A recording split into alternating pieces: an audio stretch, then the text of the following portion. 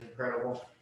So I'm really honored to be here, and I just want to present you with this resolution. And we got all the sort of whereases and whatnot, but essentially it says, whereas Claude Jacobs' patient and consistent efforts to encourage and enable the city of Cambridge's efforts to help keep our community's homeless residents safe and healthy during the ongoing COVID-19 emergency is consistent with the example of Mitch Snyder's life and efforts. And whereas Jim Stewart, director of First Church Shelter in Harvard Square, where this award has been presented since 1992, stated, quote, all of us at First Church respect and are grateful for Claude's leadership and service. The public health of all Cambridge's residents are well looked after by Claude and his team at Windsor Street. Now therefore be it resolved that the Cambridge City Council go on record congratulating Mr. Claude Jacob for being the recipient of the 2020 Mitch Snyder Award and thanking Mr. Jacob for his work and commitment to public health of all Cambridge residents. And this was adopted by a unanimous vote of the City Council on October 19th, 2020. So I would shake your hand, but you banned that. So there you go. Congratulations.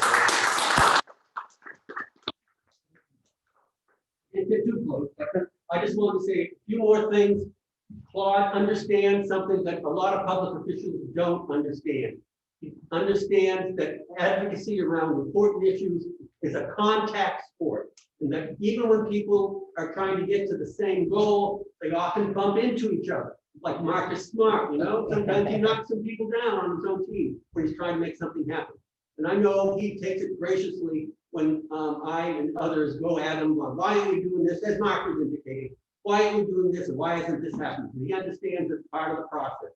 So I'm grateful. I know everyone at First Church is grateful for the work that's been going on for years, not just around homelessness, but Claude has been kind of a pinata for lots of other issues around safe consumption and all that. So he has my gratitude and respect of everybody at First Church. Claude, thank you so much. Well, thank you, Jim. Thank you, Councilman McGovern. Thank you, First Church Congregational family, for this incredible honor. Yes, Mark and I, we talk about this. I had a roommate in college who would wake up every day and say, it'll be great. And I would have to be the one to say, all right, dude, let's just slow down a little bit. Yes, it'll be great, but let's dive in. So at the end of the day, this is a team sport. And to carry forward the metaphor, this is an opportunity for us to take care of one another, recognizing it's a contact sport, but it is a team sport. So on behalf of my incredible team at the Cambridge Public Health Department, on behalf of the leadership at the Cambridge Local Life, Dr. Saya, Commissioner Saya has been an incredible support of our work. But at the end of the day, we are in one of the best cities in America. So City Manager Louis T. Pasquale, I can't say enough for his support of our endeavors. I can't say enough for Mayor Siddiqui and all that she's doing on behalf of the City Council. So for each and every one of you, the work that we're doing down over at the War Memorial Rec Center, that is really one piece of our mitigation strategy. And I just have to say, thank you for sharing with us the importance of paying attention to those who are in need, especially in the midst of this ongoing pandemic. At the end of the day, we're doing our best. We're here to serve, and I can't say thank you enough. And really, I'm truly touched by this honor. So with that being said, be safe, be well, and we'll be in touch. Thank you.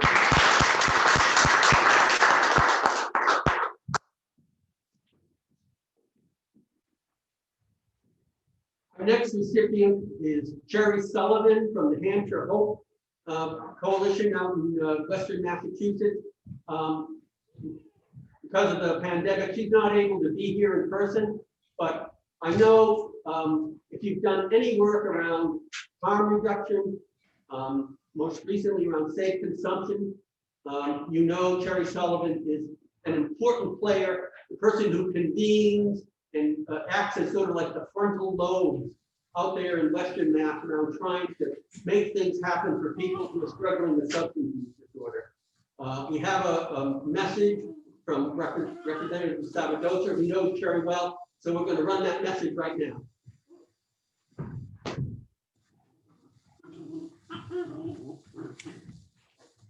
Hi, thank you so much for that that beautiful introduction. And I just have to apologize. I just got a puppy yesterday, and so he's singing to me in the background and singing to all of you. I'm really grateful to to be invited to have this award today, and really lucky that I was able to meet Jim. My role in Hampshire Hope is to really bring the community together, to bring players who typically never share together or have hard conversations or think about their role and how their roles impact one another, to the table, to have conversations, to think about what is it that we actually need in our community? What is the heart of what's really going on? And how do we bring compassion and empathy to the work that we do? And I know that for everyone who is here today in the room and for the work of First Churches and everything that Jim has been working on with supervised injection facilities across the state, that's such a big piece of what we need to continue to work for, which is empathy, compassion, and love. And when we bring that spirit to the work, and when we help others find that spirit in their work, and when we are willing to get outside our comfort zones and think about what people really need, not what we think they need, but what people really need, we're going to make a difference in our community. So I'm really lucky to work at a local level in Hampshire County. I'm really blessed to have a lot of statewide collaboration, because this is a movement that can't happen in pockets. It can start to kind of, little fires can come up in pockets, but this is a statewide movement. So I'm really grateful for everyone coming today and for the work that you all do and for welcoming me into your Eastern Mass community. Thank you very much.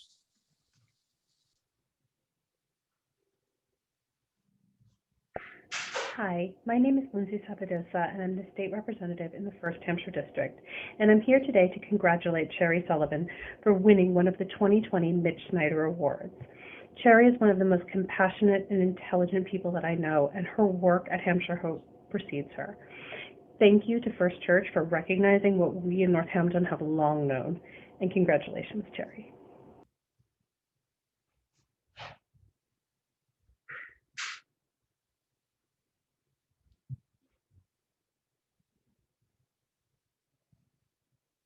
Thank you, Rep. Sabadosa, and thank you, Cherry. Cherry will send this along to you ASAP. And thank you again for your leadership and your service out there in Western Massachusetts. Thank you.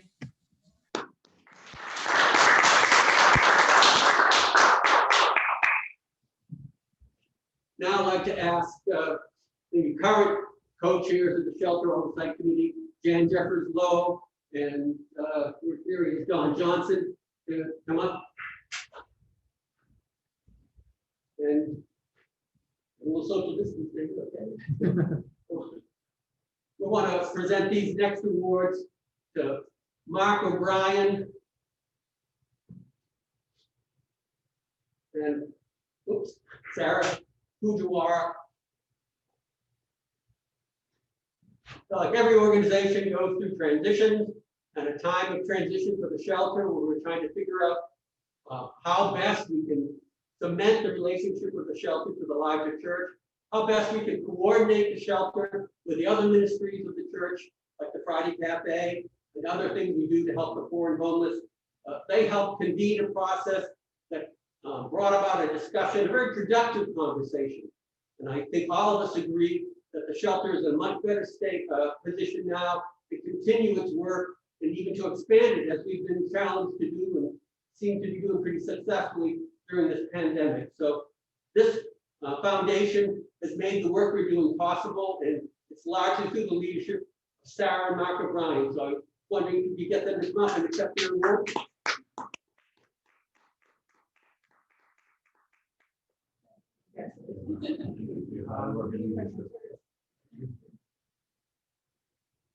Well, I would just like to say that it was an honor and privilege to work on behalf of the shelter and work with Jim and his team, Dennis and Steve and Joe, and also to work with the Shelter Oversight Committee and in partnership with Mark.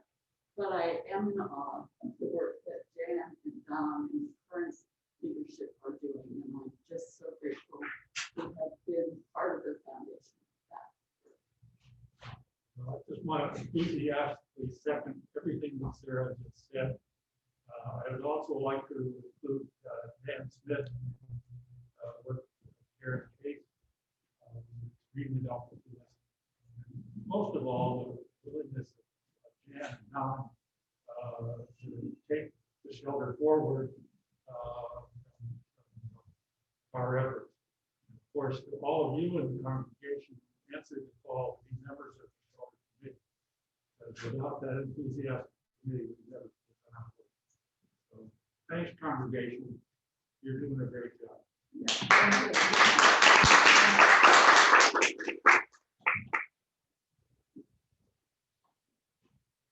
One of the reasons the shelter's been able to keep doing what it's been doing for just about 33 years is we get infusion of new energy, new perspective, new blood, I guess. And we're fortunate to have two of the people who are currently joining us, relatively new to the work we're doing.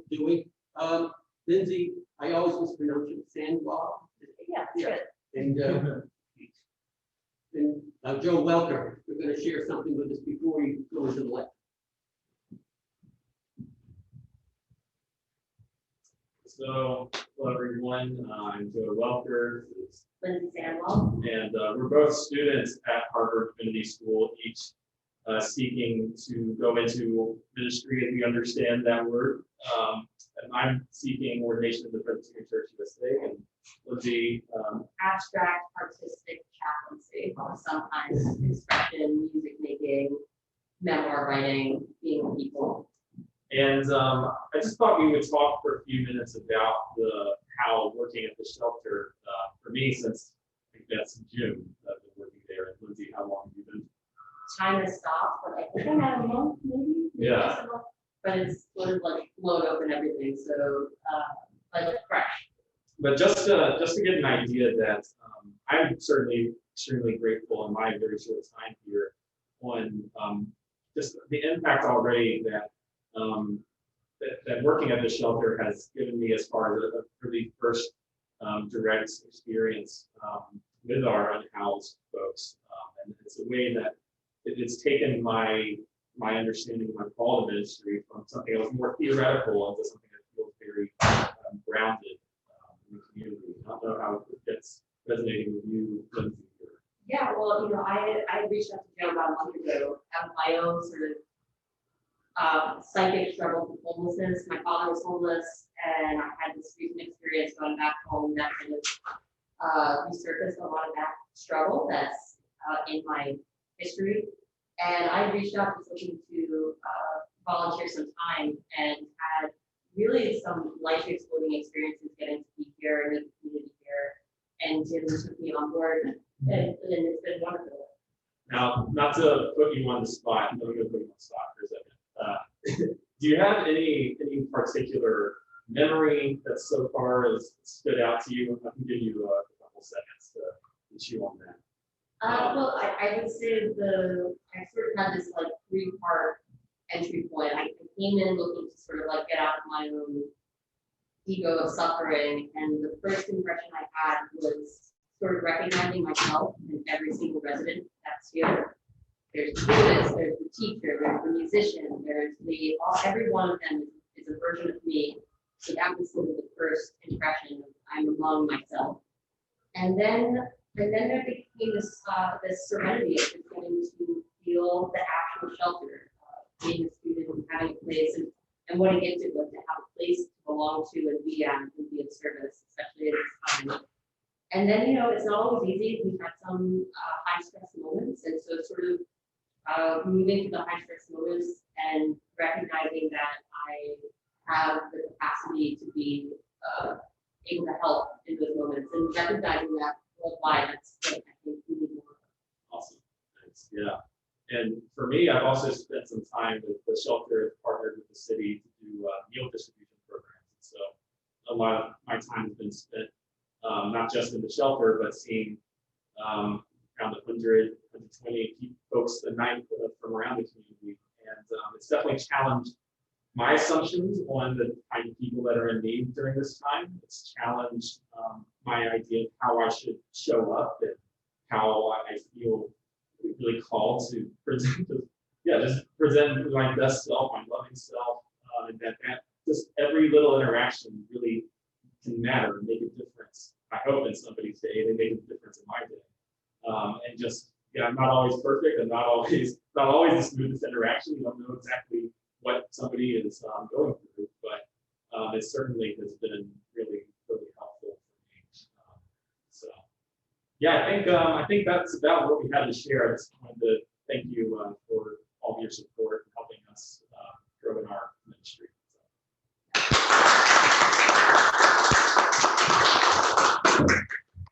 So we're about to have our lecturer begin her presentation. Let's see if she logged on yet. 5 minutes. Oh, okay, she just sent a message that she'd log on in 5 minutes. So, Who is Mitch Snyder? oh, thank you for the prompt. Some of you may be new to this event. Mitch Snyder was a member of a community in Washington, D.C., Community for Creative Nonviolence. They had been part of the Catholic worker movement. They had done primarily anti-war work up until the mid-70s. They got involved with a ministry of service to poor and homeless people in Washington, D.C. It became pretty clear to them that there was no way to respond to the problems they were encountering simply on the basis of their sweat equity. The need was just overwhelming. And they were especially convicted of this because they were doing this work in the capital of the richest nation on earth. And so they started confronting parties that they thought should have been doing more to address this problem. And they were equal opportunity challengers / abusers. They were appalled at some of the Christian communities in the city of Washington that didn't seem to understand that there was a special obligation for Christians to respond to the needs of the poor. That they didn't seem to think that it was inconsistent with the discipleship they could be a part of for them not to be responding to that need. And so they would do what lots of people, maybe not me, but some other people might consider pretty outrageous things that draw attention to the fact that they were living, these churches were living really privileged lives without any accountability to the people that needed their attention and their support. They were equally scathing to the municipal and federal authorities in the city. They routinely would bring the remains of people who expired on the streets to various public buildings to say, this is the person who died on the street. Why haven't we done something about that? And they eventually took a building, an abandoned federal building on 2nd and D, and said, we're not leaving until there's a commitment to helping people who can't meet their basic human needs in the city of Washington. It took a long time. They used a lot of different forms of civil disobedience, fasting, multiple civil disobedience arrests, but eventually they were able to coerce, if you will, morally coerce the city of Washington and the federal government into providing funding for a state-of-the-art shelter. Just see, look, less than a 10-minute walk from the Capitol. Having sort of knocked the city of Washington around, they decided they would use their moral authority, if you will, to challenge people on a national basis. That's how I got to know Mitch. He was looking for people to help bring awareness to the lack of action on the part of the federal government up here in the Boston area. And I recently graduated from divinity school. I was the kind of person who agreed that there was more that Christians could and should be doing. So I just sort of fell in. I spent a lot of time driving up and down I-95 with Mitch, visiting cities, Baltimore, places in Delaware, trying to get people to commit to trying to increase federal support for housing assistance to the poor and the homeless. And in 1989, over 140,000 people came to Washington, largely at the call issued by the Community for Creative Nonviolence. And that agitation, that lobbying that produced the sort of basic infrastructure of funding, the Kinney Act, other things, which provides most of the funding that is used to support services to the homeless. So Mitch committed suicide in 1991. A lot of people thought that was somehow a sign of defeat, but I and other people thought that it was just a sign that he's like anybody else, a broken person. And so we didn't want that example of sacrifice and courage to go unrecognized, and we want people to be edified by, beyond just his own 46 years. And so since was it 1992, we've been giving out Mitch Snyder awards, and people, I think, get, especially in these times, they get why it's important for there to be communities. They don't have to be Christian, but communities that recognize that they have an obligation not only to their own gratification or their own empowerment, but to help others, and that their identity as a person is informed by that obligation. They can't be who they say they are if they don't recognize that obligation. So I think that the work that Dr. Gage has done as a public intellectual is consistent with that example. She's drawn attention to those communities, those individuals, those institutions that have pointed out and tried to correct injustice. And I think we're all going to be edified by what she has to say. And I hope we will listen clearly to what she has to say. I'm embarrassed to say I forgot what her chair down at Yale is. I just see her on TV all the time, and I read a book about the bombing of Wall Street, and so I think she's great and a worthy and inspiring example of a committed public intellectual. So thank you, Beverly, for agreeing to bring the word to us today.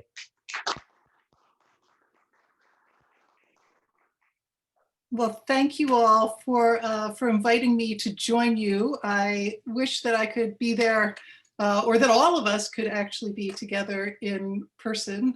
Can you all hear me all right? Yes, we can hear you. Terrific. And congratulations to the award recipients, and thanks to all of you for the good work that you do. And thanks for that kind introduction.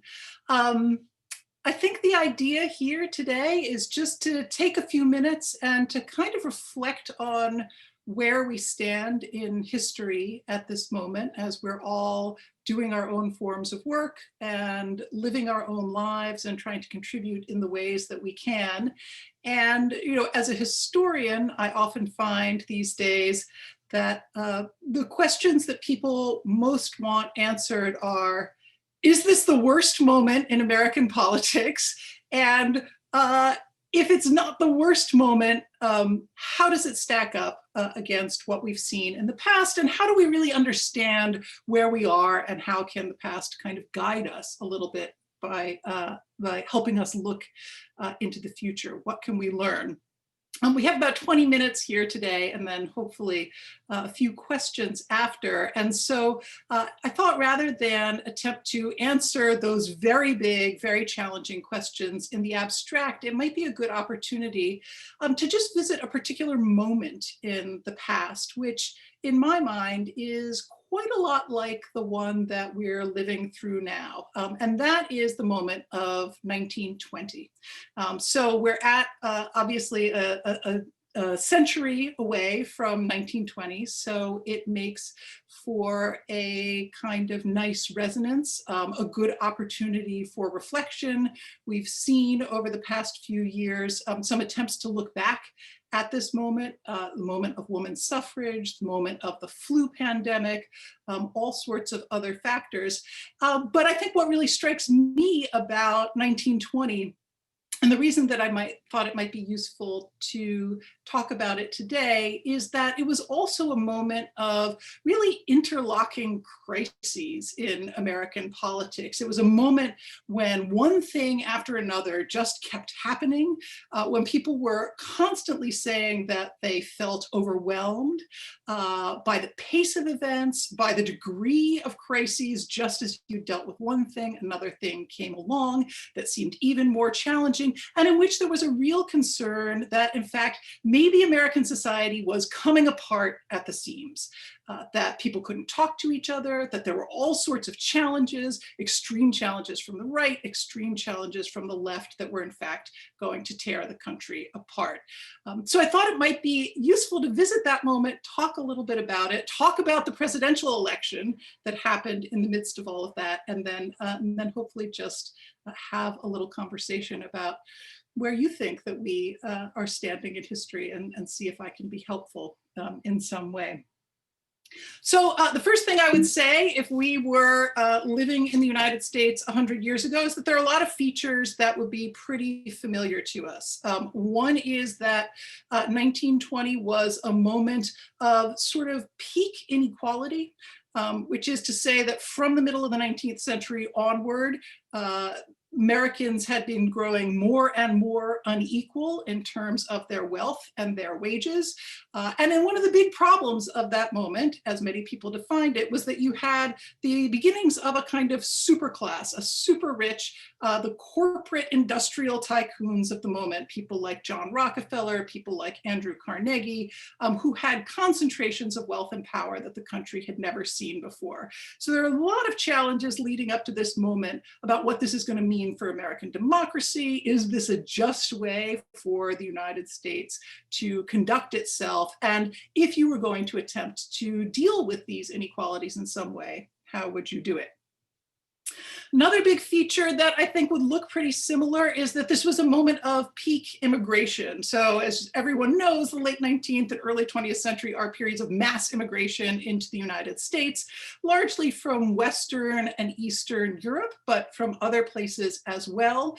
I think what's lesser known is that we today are actually living through, statistically, about the same levels of immigration as the country saw at the height of Ellis Island as the port of entry. So somewhere around 13, 14, 15% of all Americans are either first generation Americans or the children of first generation Americans, people born elsewhere. That was true 100 years ago.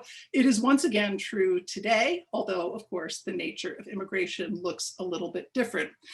So into these two big kind of controversies in 1919 and 1920, suddenly the United States begins to be faced with a whole series of roiling crises, really beginning a little bit earlier as well, many of which I think should look incredibly familiar to us.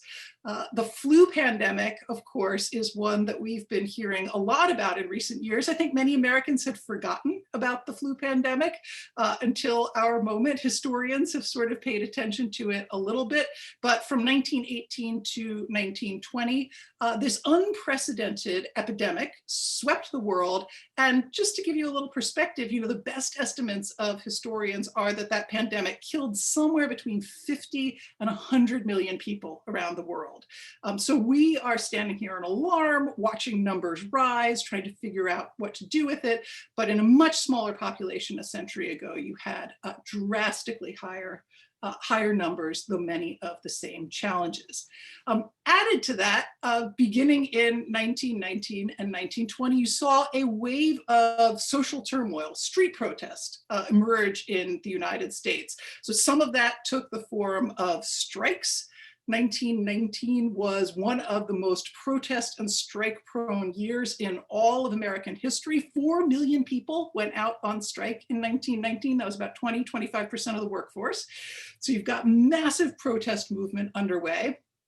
You also have a series of deep racial conflicts and violent clashes that emerge in a lot of American cities in 1919 and into 1920. Probably the most famous ones occur in Chicago and in Washington, D.C. in the summer of 1919. And today we have a lot of concerns about some of the clashes that are going on in American cities, both peaceful protests, but some of the clashes that have emerged out of that. Compared to what happened in 1919, we are living in an incredibly peaceful time. Many of those racial conflicts in cities killed dozens of people. You know, in Washington, D.C., the heart of the nation's capital, Black men and women were pulled off of streetcars and beaten, in some cases murdered in full view of white mobs. So we have a strike crisis, we have a racial conflict crisis, and in the middle of this, we begin to have a series of really spectacular moments of revolutionary violence and revolutionary agitation. So the Bolshevik Revolution has just happened over in Russia. At home, there are new communist parties emerging. There's a influential but tiny anarchist movement present in the United States. And there are a series of bombings that go off in 1919 into 1920 that are aimed at politicians, at the great institutions of American capital. The one that you heard about in the introduction, which is one that I wrote a book about, was in September 1920, a bomb attack on Wall Street itself in the middle of a workday that ended up killing 38 people, injuring hundreds of people, shutting down the financial markets. So the point of all of this is that we have this series of interlocking crises in that moment, a sense of social unrest, challenges around a pandemic. We have a presidential election that's underway that I'll get to in a moment. And it's worth noting, in 1920, Woodrow Wilson, who is the president of the United States, has been stricken with his own health problems. And unlike President Trump, he did not recover quickly. He had been stricken with a stroke in September of 1919, had been bedridden, largely incapacitated for months, and is still more or less out of commission for most of this moment. So in the midst of all of these crises, you also have an absent and largely ineffective president. Then there are crises that we haven't even begun to deal with in our own moment. The biggest of those, of course, is that World War I had just occurred. The largest war to that moment in global history, a war that killed millions of people, a war in which the United States had had a kind of ambivalent role, but nonetheless was this massive global calamity.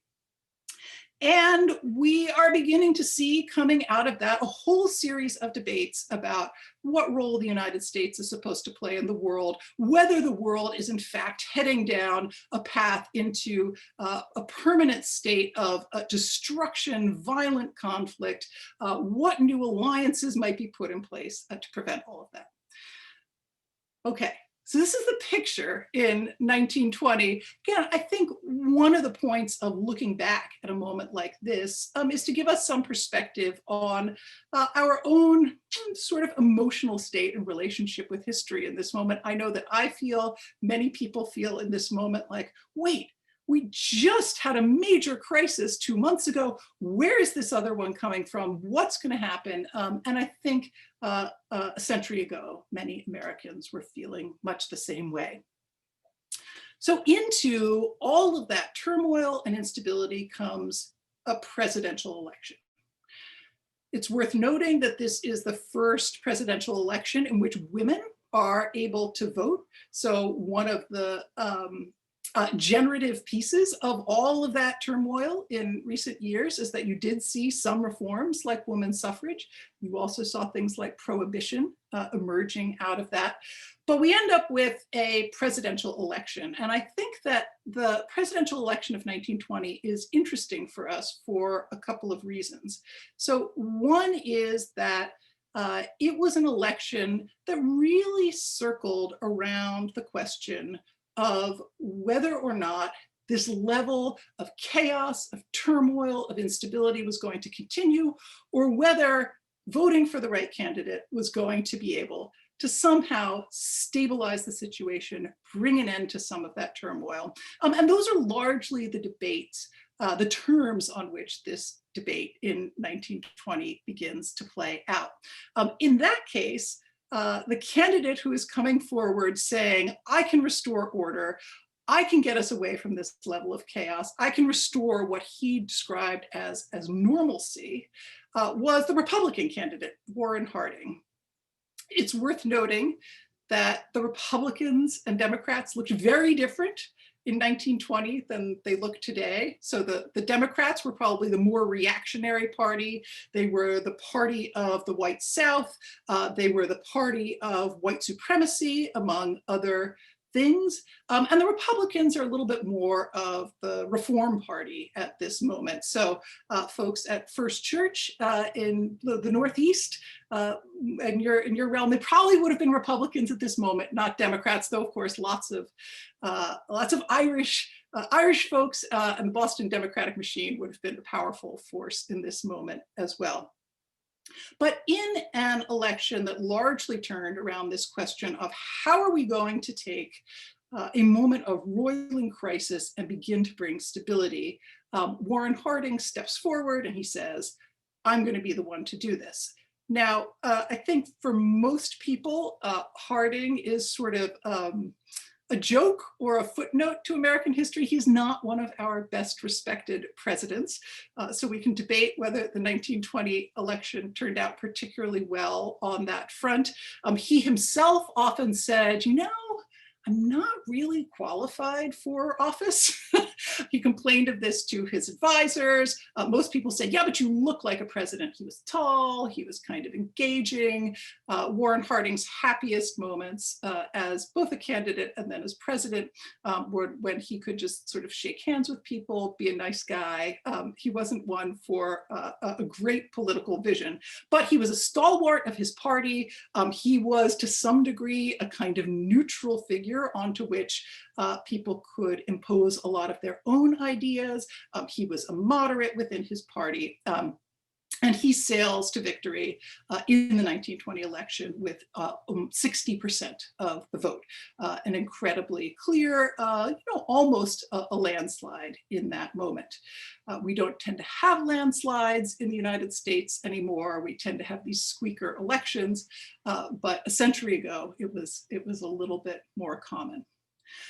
So what do we take from these examples? I'll just offer a few thoughts, and then I would love to hear from all of you about if any of this might have resonated. So I think one is that in moments of this kind of instability, concern about extremism, a sense of disorder, a sense of confusion, often it is not the incumbent who comes through in the election, but rather the candidate who's able to say, both I will come forth and solve your problems in a different way, but also that one of the goals is simply to stabilize things, to bring some sense of normalcy. So if we were using the 1920s election as a guide, I think that bodes rather well for Joe Biden in this particular election. And in funny ways, I think that Biden is a character a little bit like Harding, which is to say,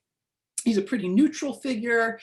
He's putting forth some ideas, but is mostly there to be a force that's going to kind of bring people together, let them see what they want to see in a figure like Biden. So I think that bodes rather well for Biden. And I think there are other elections in American history that have come at these moments of disorder, of turmoil, of deep concern that suggest a similar sort of pattern.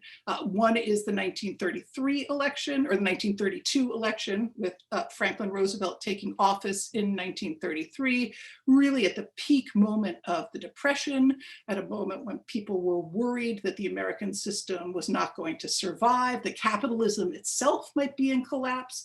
That's a moment when Roosevelt, though we think of him as this big New Dealer, he in fact runs on a pretty neutral platform. His platform was action, action now, without really specifying necessarily what he was going to do. Another moment that we might look to is 1968, in which again, we have a combination of the war abroad. Might be a moment many of you can remember as a moment of political fractiousness. I think probably our best parallel to this moment in the sense of people on either side of the political spectrum simply not being able to imagine how folks on the other side could think the way they think and vote the way they vote. Of course, in 1968, that redounded to the benefit of Richard Nixon, who came in and said, Lyndon Johnson has made a mess of everything. I'm going to fix things up. And we all know how well that went, in fact. But in terms of thinking about the election itself, though I am a historian and I don't like to predict the future, I think that we can look to certain patterns that might suggest something fortuitous on the horizon for Biden as the Democratic candidate. On the other hand, I think one of the other lessons of 1920, of that election, is that many of the forces that were already in play didn't change a whole lot after the election itself. So one of the responses to all of this turmoil, all of these challenges, were a series of quite reactionary responses, many of them quite racist responses, that in fact gained a lot of momentum in the early 1920s, sort of outside of, though involved in, formal politics. So though I said, Harding was probably more of the reform candidate, certainly compared to the Democrats. Nonetheless, in the 1920s, particularly within the Democratic Party, you saw a massive upsurge of the Ku Klux Klan. The Ku Klux Klan in the early 1920s was actually really a mass organization with millions of members all across the country, some of them in the South, many of them in the North. Its real stronghold was a place like Indiana. Those pieces of a kind of dark and reactionary politics had been in place before the election. They certainly continued after the election and became a real force in American politics in the early 1920s, not only anti-Black sentiment, but anti-Catholic, anti-Semitic, and really reached a peak of power in those moments. Another feature of early 1920s politics that comes out of all that turmoil that I think is not so heartening was immigration restriction. So after all of these years of mass immigration, in the 1920s, the US effectively slammed the doors shut for an entire generation, put in place new quotas, new restrictions that vastly reduced the number of people coming into the United States, and particularly restricted immigration from places that Americans thought were suspect: Africa, Asia, Southern Europe, where a lot of Catholics and Italians came from. Eastern Europe seemed to be a breeding ground for Jews and radicals. All of those places ended up being restricted, and we had a much more constrained sense of what immigrants were going to do in American society from that moment forward. So we can take a couple of different lessons from 1920, I think, that give us some fodder for thinking about our own moment. Fast forwarding ahead 100 years, I would just close by saying, though we can look to the past for some interesting perspective, I think there are a couple of things that are genuinely new in our moment that are worth contending with and thinking about their implications as well. So one is, of course, Trump himself as a personality. I think prior to this moment, probably the political figure who best resembled Trump in his ability to manipulate the media, to kind of create story after story, to kind of lie and accuse and divide in order to do that. In my mind, it's Joseph McCarthy, but of course, Joseph McCarthy was not president of the United States.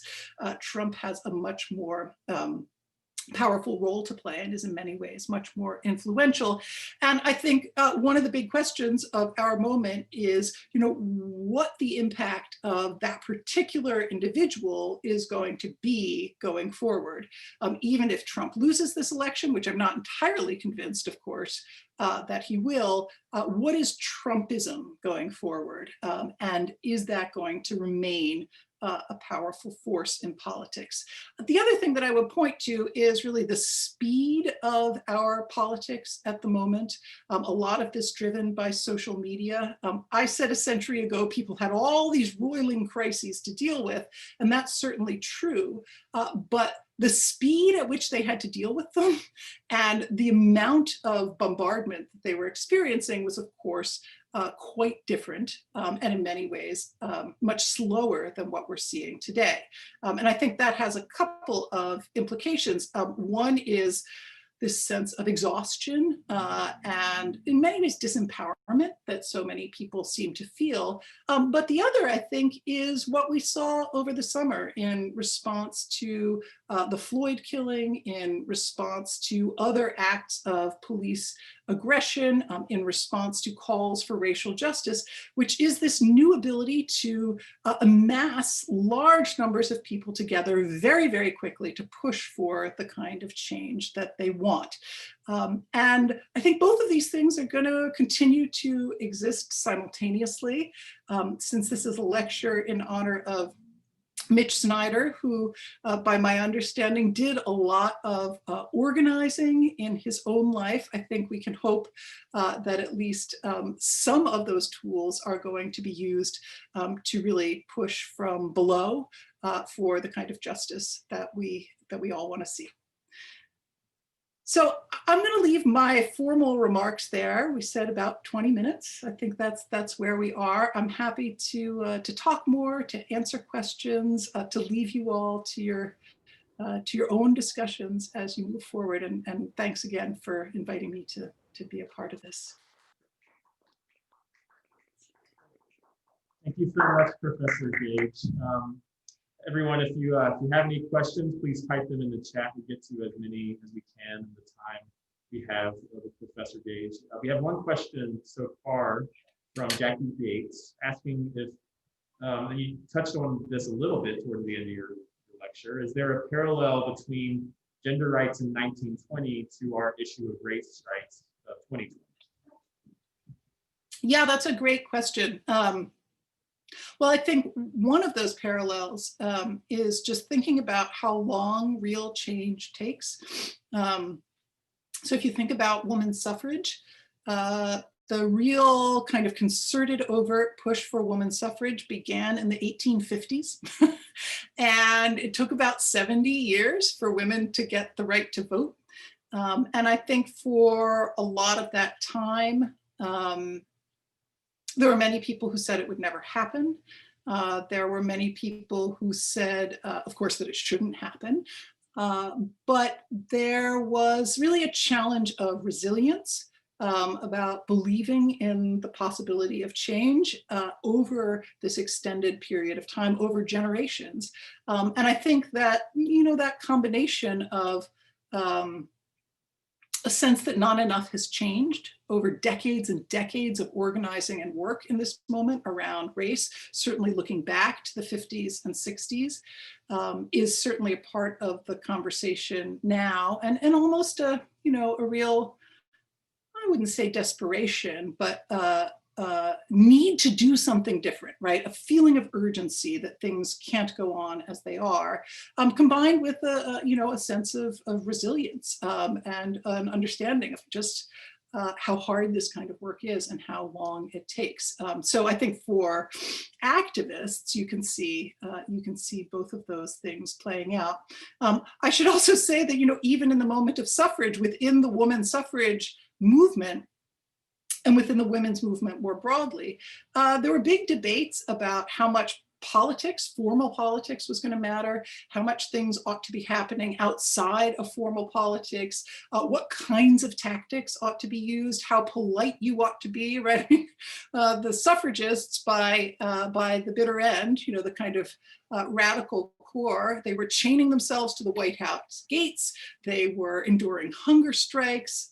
In Britain, suffragists were engaged in even more kind of overt property violence. One of my favorites is that they had campaigns of taking acid and pouring acid over the favored golf courses of the parliamentary elite, the men that they wanted to support them, and that just said, women vote or just vote. So a lot of kind of theatrical and tactical innovation there.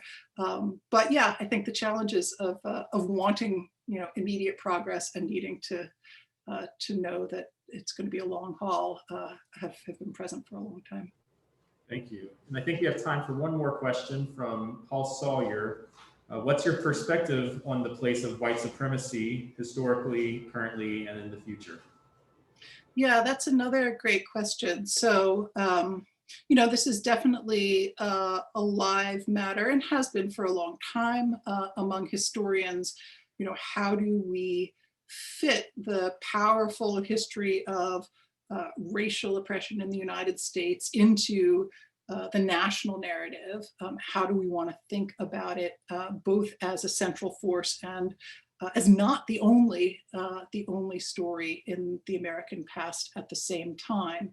You know, I think most Americans underestimate and forget in many ways, the power and the brutality with which white supremacy was enforced for, and in many ways still is enforced for most of American history. You know, going back to the period that we were talking about, there are a whole series of racial pogroms, acts of incredibly brutal racial violence that I think we're only starting to contend with now in that past. One of the most famous that's really only becoming widely recognized, widely remembered and memorialized right now is the Tulsa race riot of 1921, which wiped out the entire Black neighborhood of Tulsa, killed dozens, if not hundreds of people. We actually still don't know how many people died there. But I think what most people don't know, even if you know about Tulsa, is that was just one of many, many during the early 20th century. So I mentioned the Washington riot in 1919, Chicago in 1919, Atlanta had a massive racial conflict in 1906. It was a huge, really racial pogrom in Springfield, Illinois in 1908-09. It was the thing that really inspired the creation of the NAACP in that moment.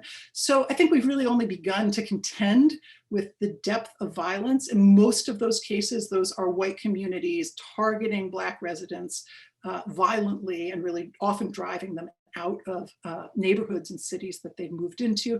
That was also the peak of lynching in this country. And again, I think most Americans have a sense of lynching as something like what happened to Emmett Till, who was 14 years old, 1955, is pulled from his bed and lynched secretly in the woods.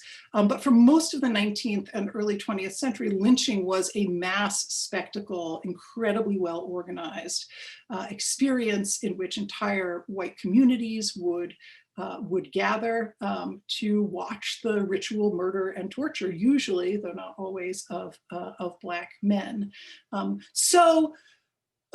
Where does that leave us now? You know, I think the history of racism and that kind of violence in this country shouldn't be forgotten. And in some ways, I think until we can really grapple with that history and not pretend that it's all gone away, we're not going to be able to fully grapple with the kinds of violence that people are continuing to experience today, though of course they look quite different.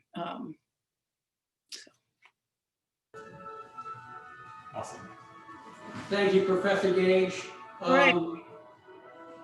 Julian Bender wrote a book called The Betrayal of the Intellectuals, and spent a lot of time, maybe somewhat overdoing it, about how people in positions of privilege, particularly in the academy, have made their alliance with people who have power and privilege, and they should not be doing that, in his opinion. They should not have been doing that. And I want to thank you on behalf of all of us here at First Church for not being part of that betrayal. You've shown that you can do high quality work. There's actually nobody who questions the integrity and the importance of your work, but you've done it in a way that has maintained a commitment to something other than commerce or power or privilege. So thank you for taking the time to come and bring the word to us. Thank you very much.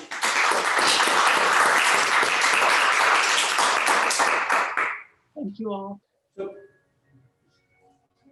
So one of the most important parts of First Church's outreach and ministry to the poor and the homeless is the Friday Cafe.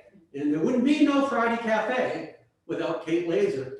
And so she's agreed to help us make the next presentation.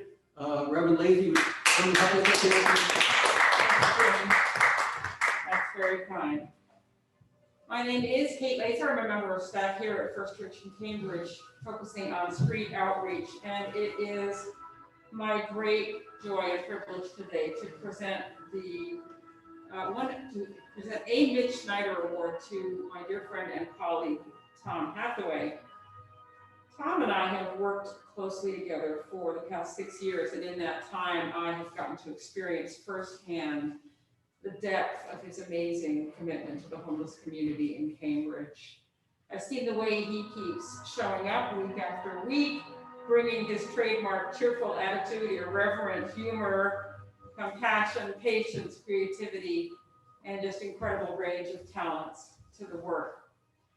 Tom is a minister of the United Church of Christ, just like me, but on the street where he wears a clerical collar as he makes his rounds, everyone calls him Father Tom. Father Tom first began serving the Outdoor Church of Cambridge as a field ed student in 2008, while in his first year of Harvard Divinity School. From 2011 to 2016, he served as executive director of the Outdoor Church while simultaneously running the Tuesday meal program at First Parish Church, a role he held from 2011 to 2014. Tom probably thought that life was going to get a little simpler when he left First Parish, but before he could even catch his breath, along I came with a harebrained scheme about a new drop-in center here at First Church. Tom was one of the first people I sat down with to share my ideas, and before he knew it, he was in deep. Since the Friday Cafe opened in 2014, he has been a mainstay of the program, running our busy opening shift, offering all kinds of operational support, building our beautiful Friday Cafe website, setting up our volunteer sign-up and communication tools, and on and on and on, all for free. We simply could not have grown and thrived the way we have without his support. And all this time, of course, not only was he continuing on as active minister of the Outdoor Church, leading services, training volunteers, doing street outreach twice a week, accompanying congregants to court, taking them to medical appointments. Not only was he doing all that, plus running a small web design business, he was also stepping into a new role as senior pastor of Hillside Community Church in Medford. There, he has created standing opportunities for service to homeless neighbors, organized volunteer programs for Medford youth, and built and installed a micro pantry just outside the church doors. Does the man sleep? And if so, when does he do it? More than anything, I've just been so grateful to have Tom to talk issues over with, to ask for advice, or sometimes just to vent to. This past summer, as COVID shut down many of the resources the local homeless community had depended on, he and I began to dip our toes into the waters of political advocacy, becoming founding members of a new Cambridge Unhoused Advocacy Coalition, made up of local nonprofit and faith-based service providers. From this platform, we plead for more bathrooms, raise issues of policing, and challenge the city to grapple with a critical shortage of shelter beds. Tom, I've learned so much from you over the years, and I can't think of a better person to receive this award. On behalf of First Church in Cambridge and its homeless ministries, I thank you for your tireless service.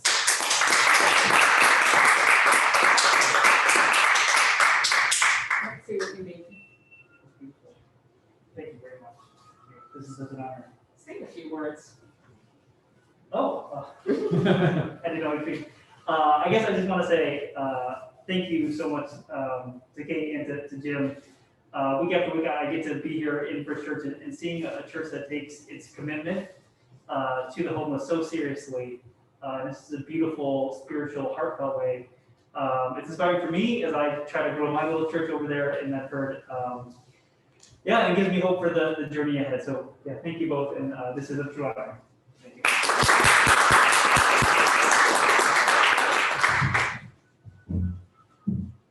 So the final presentation we have to make today, it's not like we were trying to rank them in any order, but I'm especially grateful to have an opportunity to recognize Abby Kim. I I've only known about 3 years or something, right? And every situation, every setting that I've encountered her in, whether it be at BU or at the State House or as part of our organization called SIFMA now, she's always embodied the example of Mitch in terms of being service, even at the point of sacrifice. She's been instrumental in arranging for legislation to be filed at the State House. The legislation hasn't been enacted yet, but that's not her fault. And so I don't want to tie up everybody's time by listing all the things that she's been doing, but to suffice it to say that the work that we're trying to do on behalf of people who have a substance use disorder and who are trying to struggle to get on top of that and maintain their safety, health, this wouldn't be anywhere where it wouldn't be close to where it is today if it hasn't been for her tireless and sacrificial work in so many different settings. So Abby, come on up and get your Mitch Snyder.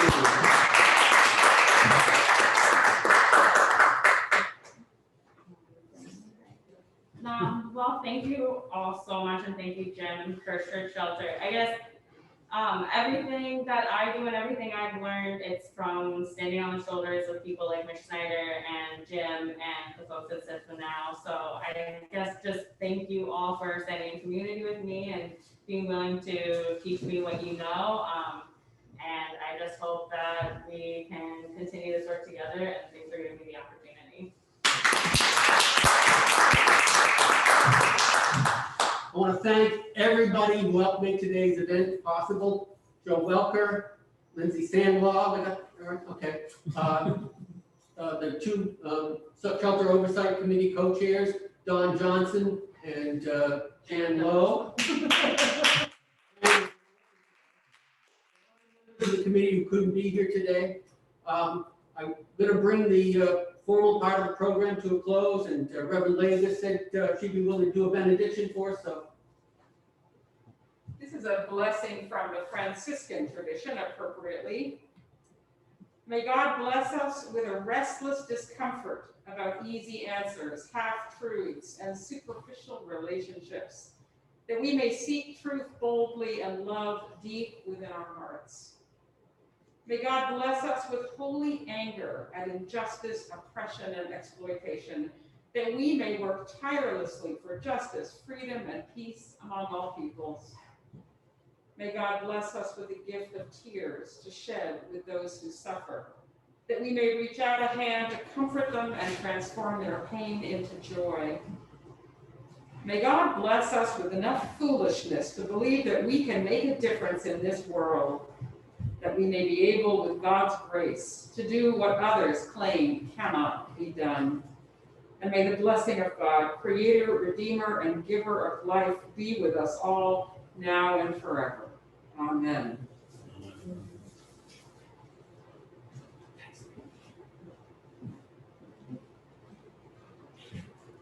And thank you, everybody.